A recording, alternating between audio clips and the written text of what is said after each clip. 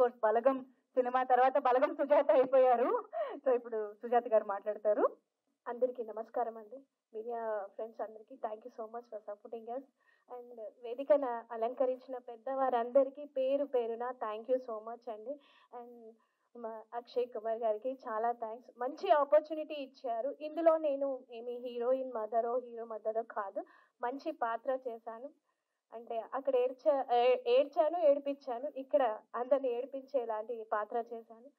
కాకపోతే చాలా బాగుంది నా పాత్ర. నన్ను నేను మళ్ళీ గ్లామర్గా చూసుకున్నాను, కొంచెం అందంగా కొంచెం అన్ని క్యారెక్టర్స్ చేయాలని నా కోరిక. సో ఈ మూవీతో నేను ఇంకొక భిన్నంగా కనిపిస్తున్నందుకు అలా నన్ను క్రియేట్ చేసిన అక్షయ్ కుమార్ గారికి, అశోక్ గారికి thank you so much. And నా కో ఆర్టిస్ట్ చాలా బాగా సజెషన్స్ ఇచ్చారు.